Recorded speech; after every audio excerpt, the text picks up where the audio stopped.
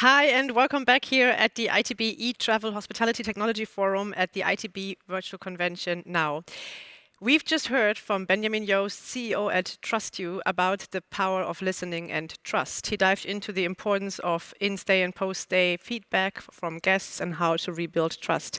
But now, let's get together and let's include Georg Ziegler, Director, Brand and Content and Community at HolidayCheck, and he will join us now. Hi, welcome. Hi, Benjamin. Hi, good to see you both. Are you good? So all good here. Perfect. Thanks for having us. Yeah, thank you for joining and for tuning in at a Friday afternoon. Well, thank you, Benjamin, for your insights that you just shared and the many takeaways that were in the slides. And my first question to kick this off, I would address to you, Georg. If it would have been you giving this presentation, and if it would have been your deck, would I have seen the same slides? Well, interesting question, Leah. For sure. I mean, we had some thoughts on feedback and on reviews, and maybe we would base a different focus on the area. For us, it is more, since Corona, trust is an essential part, and trust has always been an essential part in reviews. But, well, I think as a review portal, we see slightly different approaches to the topic, as Ben pointed it out. So it's going to be an interesting discussion, I guess. Yeah, it's going to be very interesting. And just I'm going to stay with you for a moment here, because for our audience, I know your opinion about this, and I know you have you make a very clear distinction between review and feedback. Could you just share your view on that with us? Yeah, I mean, I try to simplify. Without saying one is more important or less important than the other, for me, the biggest difference between a review and a feedback is both the time aspect as well as the reference. In a feedback, it is guest to the hotel. It is me as a customer to the service provider. Something's wrong, or I wish something more of this or more of that. It's a dialogue. And it's also the possibility to fix a flaw right in the moment. When you look at a guest review, the recipient is not so much the service provider or the hotelier. It is more the future guests, other people who are informing themselves about this hotel, this destination, this restaurant, whatever. So my addressee is someone else. It's not just the provider who is right now hosting me, but is furthermore other guests or other peers that I want to say, hey, my expectations have been met. I consider this to be a great hotel compared to all the others I know in the area. So I think there are very clear differences between the two of them, which none makes one better or worse than the other, but just to make these differences be understood when you handle them. Right, and by saying that, you probably also mean that none of each is more important than the other. So they're probably equally important, just impacting different areas within the entire setup, right? So, well, you can fix the problem right away when you get feedback. And that's the nice thing that Ben points out in his presentation is, if something goes wrong, direct feedback enables me as a customer to highlight, hey, I don't know, I expected this to go like this and that, or can you fix this and that in order to make my stay great? And that's cool. At the same time, it's always the local optimum. A guest review, from our understanding, is meant to give a whole picture on your entire stay that always relates to your entire expectations. Why did I go for vacation there with my family or with my romantic couple or whatever? So the feedback I give to other customers has a complete different distinction then. Right, and also, Georg, you said earlier when we talked about this panel, and Benjamin, you remember that probably, you said, Georg, that it's very important to consider who's actually giving the review or the feedback. Benjamin, do you agree on that point? Well, I think, first of all, for us, when we say feedback, we mean different steps in the journey when someone can give feedback and to whom they can give feedback. So feedback is the overarching word we use, and then you have on-site feedback where guests can give, when they're still at the property, feedback, and the property can still react when the guest is there. So it's live communication and live feedback. And then you have post-stay feedback when the guest has left the property, and there you can distinguish between a post-stay survey and a review. Both are for us feedback. The post-stay survey and the review actually, in what we see in the data, they're not so different. So I can give you an example. HolidayCheck does it, Google does it, TripAdvisor does it. They work with survey providers like ours, and they say, hey, at the end of the post-stay survey, you, on behalf of the hotel, you ask the guest how was their stay. Can you, at the end, push this into our review? And most of the data we see is that actually the post-stay data that the guest gave to us and the review that actually then happens and being pushed into HolidayCheck, TripAdvisor, or Google is actually the same. So I wouldn't distinguish really in who's the recipient. For the guest who gives the review is, I was asked by either HolidayCheck, Booking, Google, how was your stay, or I'm asked by the hotel. With the nuance, though, is that I think the hotel also data says that hotel reaches a much broader guest.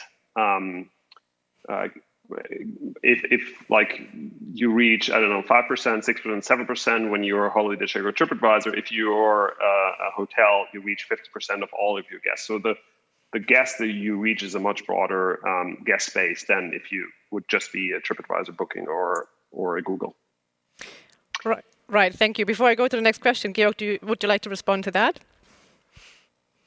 Well, I find the original question that you put very interesting, and it is still, we see difference for the same product from different people. And I didn't refer so much to channeling feedback. I referred more to the authors of the feedback. And that's where hotel reviews, in our understanding, have their power, is to make you as a future guest understand who is satisfied with his experience, who expected this to be like this, and who is not. And sometimes it's no judgment on the product itself. A hotel that is super suitable for honeymooners can be a horror for families because kids are not allowed to play or jump into the pool, or they don't have a kids dining area, whatever. It's still a great product for honeymooners, but the review from a family would be awful. They wouldn't have a great time there. And that's what we try to really get readers of reviews more aware, is who wrote this. What was the expectation of the guest? What did he imagine by going there? And was he actually happy with it? Was his expectation met? And it's not so much on smaller flaws like, okay, the towels were not changed or something like this. It's rather, okay, is this matching my expectation? And will I have a great time there?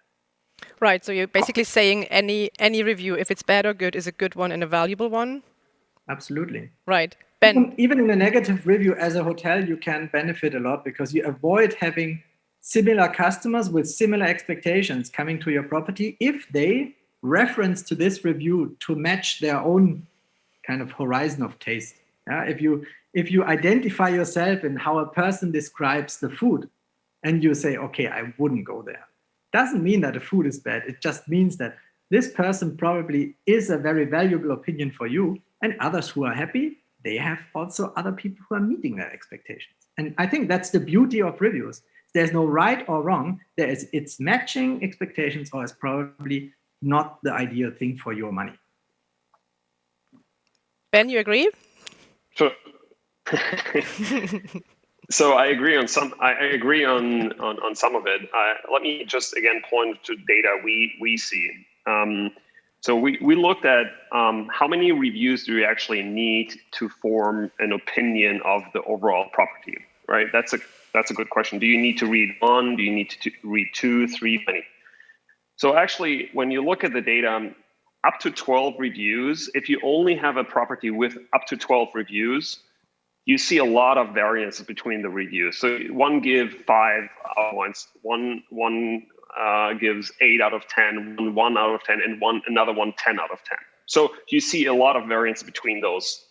When you approach 12 reviews already, you see this going much more focused towards one point. So then the variances is 8.5, 7.5, 8.0. Then you go to 100, then you see the variances between 8.10, 7.9, 8.0. There's some outliers, but it's going from 100 to 1,000, it actually doesn't really matter at this point anymore. So we see, and that's the same point for, is it a family, is it a couple, is it a romantic trip, or whoever is going it. We also don't see a lot of variances between those. If you have a very good property and you attract a certain amount of people going there, like maybe you wouldn't go there in a, I don't know, a super high expensive hotel with your family, and then you have a few families going there. That's why they don't count in the overall score that much. But when they give a score, the score is very much the same as the ones going there with a romantic couple. So we don't actually see a lot of variances who's actually going there if you have enough reviews. That's why what we go and say to the hotels, like, you know what? They come often to say, hey, I got a lot of negative reviews. What should I do? First, fix your problems, listen to it and fix your problems. Second, get more reviews. So you should, as a hotelier, you should have a strategy. How do you get as much reviews as possible? And the more reviews you have, the better your average will get. And this average won't change that much over time. Georg, would you give the same advice? That's the data that we've seen. Georg, thank you, Ben. Georg, would you give the same advice to a hotelier asking you what to do when they're not happy with their maybe not so good reviews? I would absolutely give the same advice and say, take care that your guests review your property, because what Benjamin describes is in the end a self-fulfilling prophecy. The more people I have writing and reporting about a hotel, the more I make sure that the right people get to this hotel. If I have few reviews, there is just very few data points that you, as a consumer, you would base your opinion on to go or not go there. And as you say, if you have more of the people reporting on it, of course, there is a stable picture. This is what the hotel is about. Yeah, this is what the premises looks about. That's what their food quality, hygiene, etc. So the best thing really with negative reviews is to take care that your customers review the property, because usually, and I'm coming from the hospitality industry myself, I know that there is a lot of satisfaction in a hotel, and there are always a few people who can't be satisfied. That's somehow also Murphy's Law. With some guests, everything goes wrong. That's okay.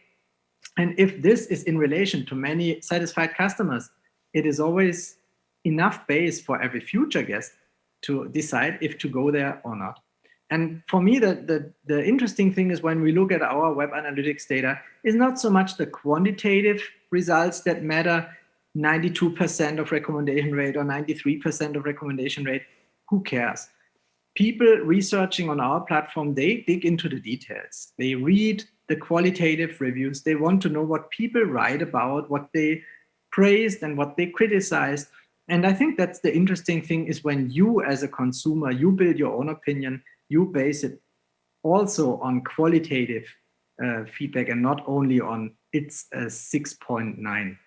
What is the difference between 6.9 and 7.2? It's not me. I'm not calling. Yeah, it's me. It's the classic Zoom disturbance. But, excuse me. We're missing a cat here. We're missing the cat here and the male guy ringing All good. All good. Ben, do you want to? Yeah. Maybe Ben, I want to. Maybe. Please. Yeah, I want to add two. I want to add two interesting stats maybe for the audience. Number one is the biggest review generator is not HolidayCheck, Booking.com, Google, etc. It's actually the hotel. In average, 50% of all post-stay feedback, be it review or post-stay survey, is generated by the hotel. So the hotel is the driver's seat of actually generating the vast amount of reviews or post-stay survey, or however you name it. So that's number one. Number two is now we've seen a trend for not only post-stay feedback, but live feedback. This is this trend that I was talking about. And there I gave this average of almost 4x more feedback is generated when the guest is still on site. We've seen properties that generated 10x more reviews or more feedback when they are still on site versus post-stay. So take that as an example. It's like this is a massive data point, massive trend that you communicate and fix issues before they actually become a review. So you're, again, as a hotelier, you should be in the driver's seat of gathering as much on-site feedback with 10x more feedback generated, prevent all of the negative things to happen in the first place, and then get the 50% of all the post-stay survey be positive that you generate yourself as a hotelier. So that's the thing that you need to be aware of as a hotelier. Number one strategy of when you look at feedback and how do you build the best possible products and services, that's what, in my opinion, that's what you need to take care of. Right. Thank you. And also, Georg, you mentioned that before, right? You made the distinction between that there's reviews that are hotel to the hotel from the customer, so on the property. So I'm telling you right now, the light is not nice or the food is not clean. The food is not clean. You know what I mean. Or you have the feedback that you share to inspire other potential bookers or users. So I have a question because I want to tap into, we are in this very special time, right? We talked about this so much. And before the crisis, hotels were eager to collect as many reviews and they were eager to motivate customers to provide reviews, right? So now all these platforms and all these sources where you could read reviews, they collected all this valuable data and insights. What's the status now? Is it any worth anymore? Because Benjamin, you pointed out, right? Cleanliness and hygiene topics that rose. And so what do we do now? Do we start from scratch? It's like, let me hopefully give an answer and let Georg respond to this. So I think number one is you still need it, because a property that was open before Corona and was a very good property with good reviews and good services and good product will still be a good property after they open again, after this phase of lockdown, etc. So I don't think we will lose this data point. It's still valid. However, what we've seen that users are looking for other forms on top of that. So it's not is it valid or not, but it's on top of that, what do they look for? And we see that data is relevant now, what's happening now, what's going on in the last 2 weeks is becoming more important because they're not secure, they don't know what's happening, what do they do about certain aspects of hygiene or cleanliness, etc. And that's what you as a hotelier need to do, is like you have to openly communicate those things, actively communicate those things, put them on your website, them everywhere else that you, in whatever channel you use for marketing. And so I think it's an add-on that you need to look at, not an either or. Right, thank you, Ben. We have another 2.5 minutes left, so I also want to collect your thought on that, Georg. What would you say? Well, it's an interesting question you point out, and we as a review platform, we were also thinking, what is this huge knowledge database worth after COVID? So that's what we did is we tried to give our customers help to see these are the data pre-COVID, and these reviews have been written, or these guest experiences have been made since COVID. So talking about hygiene concepts, talking about distance and buffet concepts and mask and everything. So what we try to do is on the one side to help customers to quickly find experiences that are recent and that also describe the recent setup of the hotel, but also to give the hotel a place on our platform where they could integrate all the information that they have collected with Corona, both if it comes to their hygiene concepts or their procedures and regulations, but also what special things they had installed in their hotel, like disinfection of the rooms and elevators, etc. So they're booklets, basically. And what we see is both the customers seek for this information and the hotels, they are eager to provide it. So I think you will come to, as Benjamin said, a very good hotel before won't be a crappy place today. But what is important and interesting for travelers is to understand, what does it feel like being in that hotel during these times with these hygiene concepts? Is it really worth my money?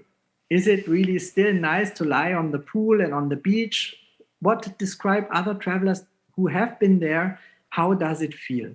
And I think our job as a review platform is to point out these reviews that are recent and to show them prominently. So you really can find this actual information, but you can also relate to the quality history of the property, and you can see, they still make a really good job. Yeah, they have been a good hotel, and also recent customers under the new circumstances, they appreciate being there and they celebrate it. And maybe it's even less scary than I thought in the beginning, as it would be, because that's in many places just like at home. We know all this stuff.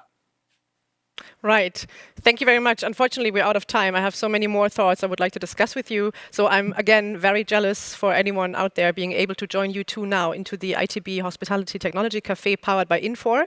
So everyone that watched this now and you have thoughts on this, Benjamin and Georg will be there and be open to discussion and to deepen the conversation here. Benjamin and Georg, thank you very much for having joined us here. It was a pleasure discussing this with you. Thank you. Thanks a lot, Leah. Thanks, Leah. Take care.